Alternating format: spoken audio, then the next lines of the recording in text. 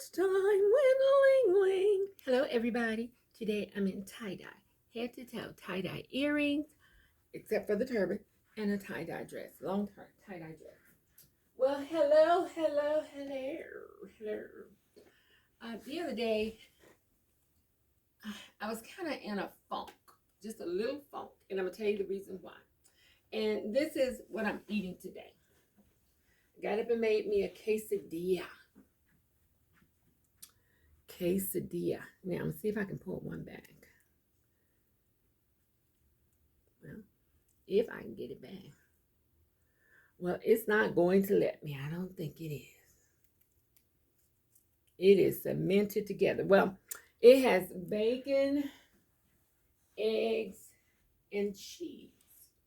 Now, the bacon, I kind of forgot. I had some bacon that is real bacon. It's in a big bag. And I bought it from the big box store. And all I do is put a little in a nonstick skillet, and I put a little margarine in there, and I kind of stir it around. And then all of a sudden, you see it bubbling, and it's within a minute, it's good to go, because it's already cooked. So all it does is brown, and then have that fat come up. Oh, bacon fat smells so good, that grease. And I did not drain it. I actually poured it over my quesadilla and my egg, and then I layered the cheese on top. And if you don't have, I meant to bring it in here. It's a round iron, a piece of iron, but really nice. Mine's, I think, is made by this company called Lodge. I buy a lot of their things, and it has a handle. It's a press, and you can press it down to make your quesadilla nice and flat. And it's good for if you have steaks, or if you're doing a little chicken breast and you decide you want to make your sandwich. It'll press that chicken and make it a little flatter, so it'll be a little bit better on the bread and take out some of that juice. And it's real. They're not expensive. I just had to have one. I like cooking utensils. Anything cookery, I pretty much have. Now, I don't have that. Like I said, I'm not an expensive shopper, so I don't have any expensive things. When I do see something, even on television, if I see a cooking show, I'll take a picture of what they're using, and then I will let the phone show me the price. And sometimes I'm like, oh no. And then I can find a substitute. There's a cooking set called Le Creuset, if I'm pronouncing that right. And my sister, my older sister, we love cooking stuff. And each year she would get me a different piece. So I have a complete set of that. But I try not to use them too much. They're expensive. One piece is very expensive. I've seen something lately on the internet saying they're La Creuset, and you can buy them for $20, they're complete set. I was tempted to buy it just to see what it was going to be, but I was like, no, that's a waste of money. Leave it alone. And this is probably like that company. I'm not going to say the name. They show you the picture of a beautiful dress, and you get something totally different. So I think it's more like that, along that line, which, is okay. But there are some good sets out there if you like cooking. There's one I found not long ago. Oh my God! And here goes my poor little memory now. Tefal.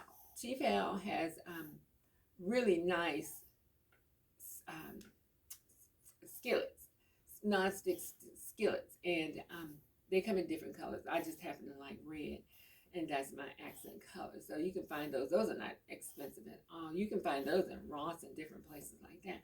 And there's another one. I cannot remember. Is it? I think it is the launch set. And the launch set, I've ordered their cooking uh, Dutch oven. It comes in 3 quarts, 3 quarts, 5 quart, and I think a 10 quart. And they come in red, different colors, and they look like the expensive stuff. But really, it's not that expensive. I think my 10 quart was about no more than $50, if that much.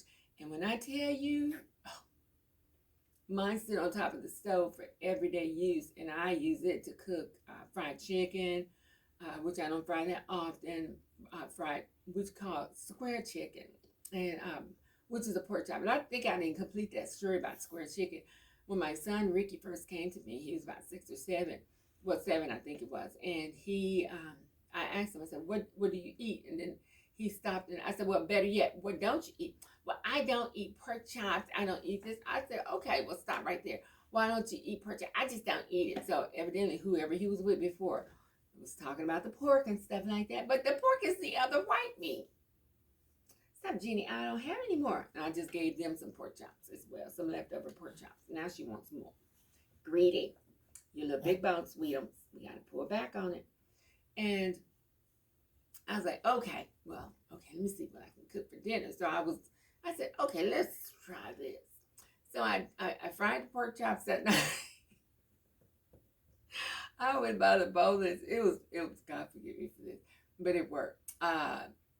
It's boneless that I buy in Walmart, and they're nice size, about that big and about that round, nice and thick. And you can get some thinner. The pork chops, they're more the thinner ones are more the breakfast chops. But now I started buying the thinner ones because the kids like it a little bit better. I think the thick one is a little bit chewier, and I don't like all that chewing anyway. But I fried that pork chop, and then I took it and I cut it up into little squares, like a strip here, strip there, and then a strip, like a tic-tac-toe. And I cut it up and gave it to him, and with some corn and some other stuff. I love corn. That's my favorite vegetable. And when he finished eating, I said, well, did you like that? Oh, that was good. He said, what was that? What meat was that? I said, a square chicken. Because of course the pork chops came out looking square. I said, square chicken. I said, you like it? He said, oh yes, I love this. Can I have another piece? I said, sure. And so now he knows it's pork chop. And I don't cut it up in squares anymore. He's 13 now. He's a big boy.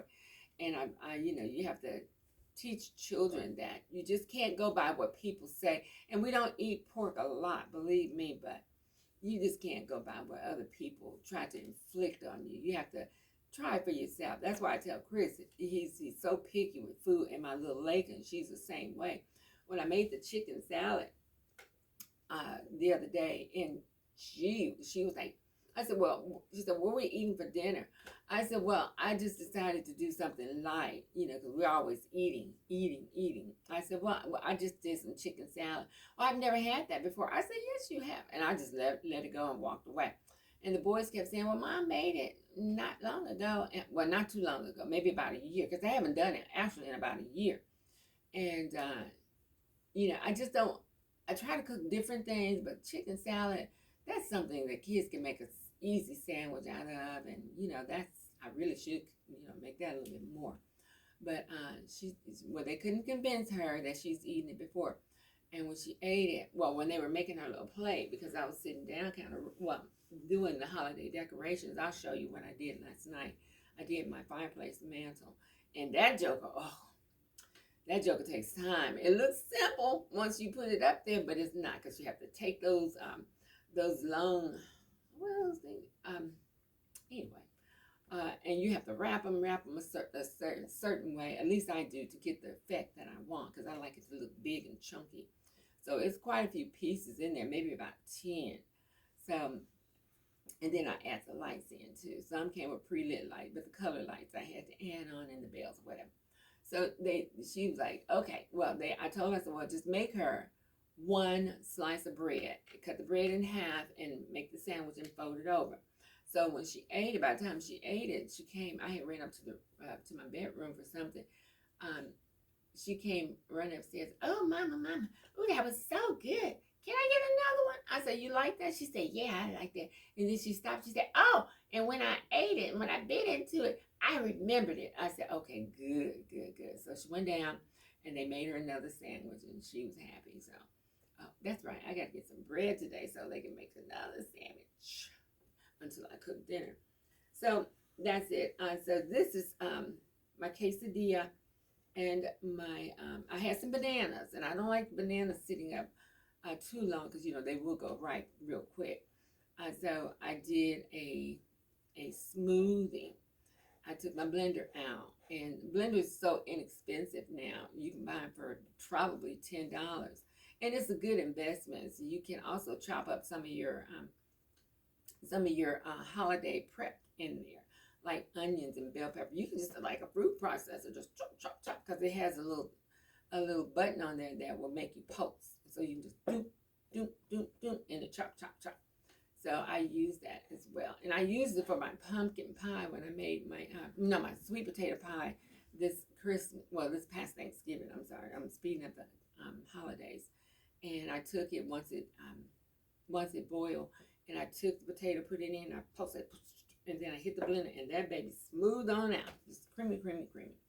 So that was delicious too. So I made this smoothie, and upstairs I have some little energy powder drink, because I would go on a Friday and go pay, I think it's up to about $5 or $6 now at the smoothie place, and get this and strawberries. And couldn't find my strawberries, but I know I have some frozen strawberries in there, and I need to take them out and put it in here, mix it together, because that's my favorite for as a smoothie, banana and strawberry. That's my go-to.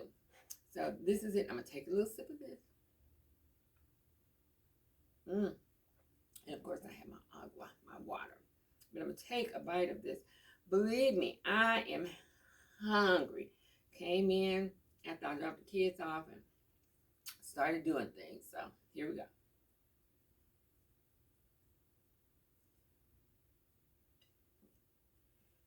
Mm.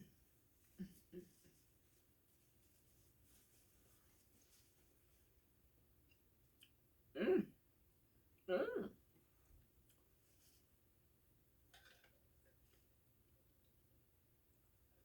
Believe me when I tell you, this is really good. If I really, really don't like it, I won't eat it, because I am a picky eater. I'm funny about things. And believe me, when I said, I could taste the bacon grease. Oh, and I know it's not good for you, but it is good to me. But yeah, I could taste that once and the bacon is just like, there's one sitting over here. It's so good. Mm. I'm telling you, if you go to the big box stores, if you have a membership, look for the bacon. It's called real bacon. It's in the bag, and it's nice and thick and chunky. It wasn't. It was costly, but it wasn't that bad for what you get. Pay, spend that money is real well worth it. I would tell you what it costs, because I can't remember now, because I've had it for a while. But yesterday, I was kind of in a little.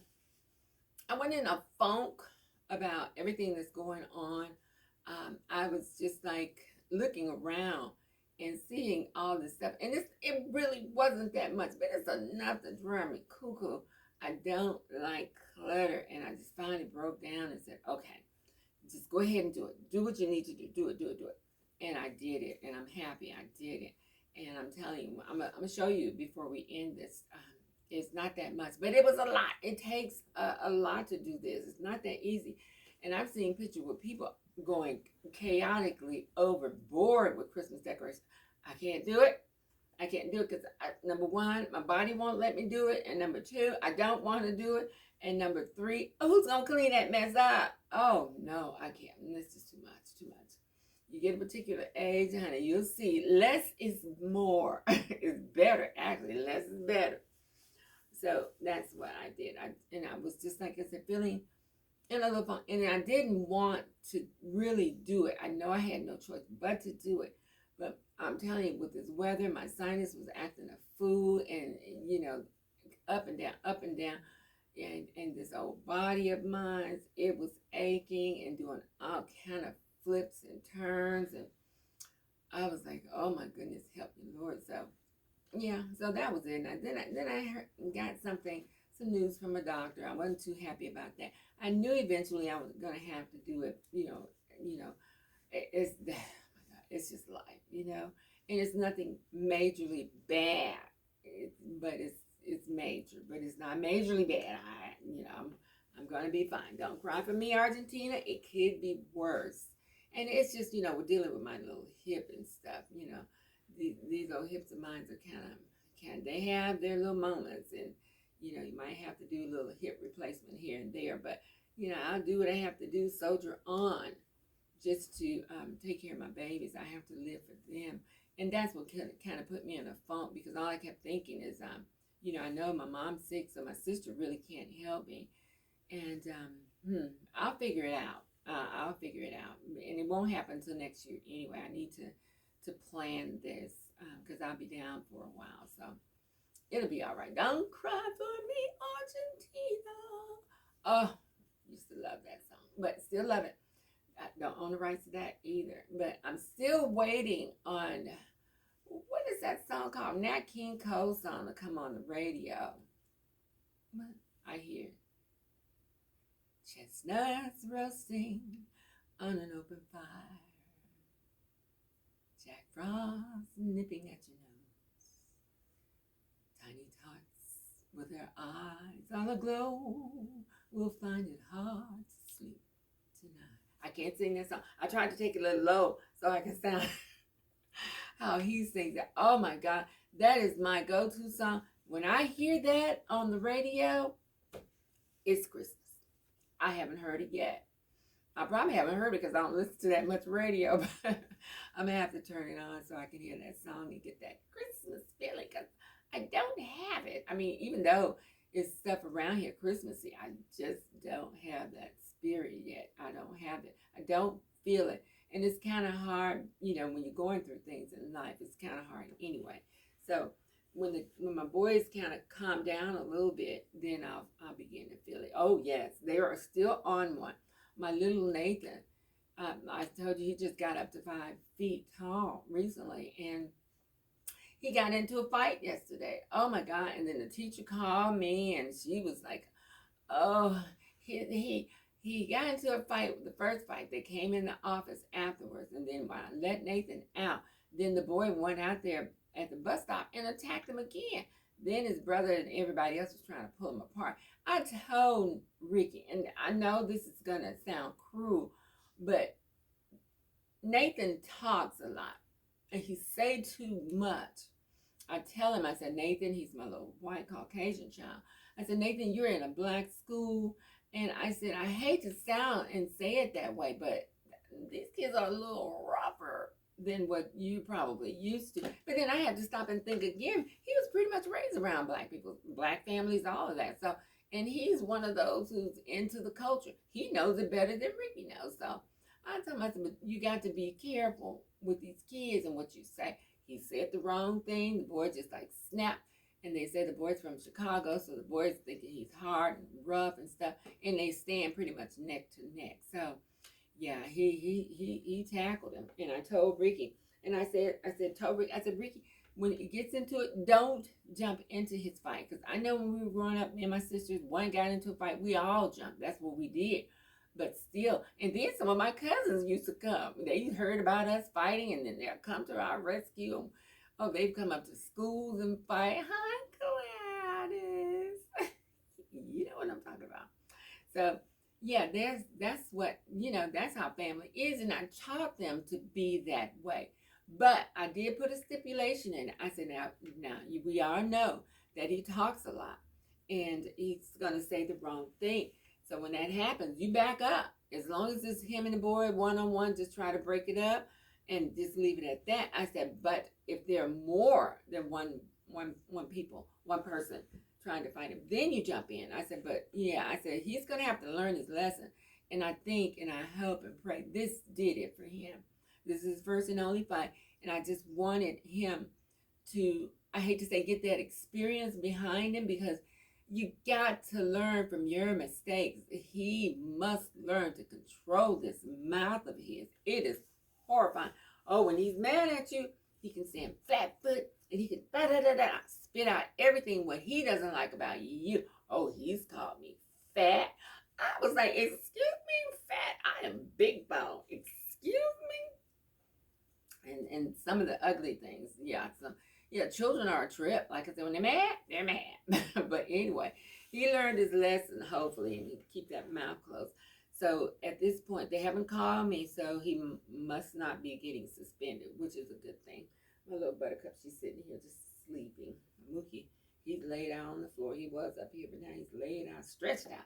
And he's older. He's 13. So when he goes to sleep, he's asleep. You have to wake him up gently, because my baby Chris messed with him so much, he'll wake up like, want to snap at you. But you know, I just rub on him, and it takes me some time to get him up. Um, but once he's up, he looks around dazed and confused. I think he has a little dementia, which you know, dogs are they get it too. So yeah, I've had to carry him down the stairs a number of times, and his little butt is kind of heavy. So yeah, but that's my baby. We're gonna ride it till the wheels fall off. That's my baby, my first baby. Drink a little bit of this and some water. I need some agua. You see, I got my cup back, my little coaster. I washed it and let it dry out a little bit. But yes, see, when you get up a little bit and that body gets a little stiff, it's that little hip of mine, these hips of mine. So anyway, don't cry for me, Argentina. Don't own the rights to that. So yes, so I'm gonna stand down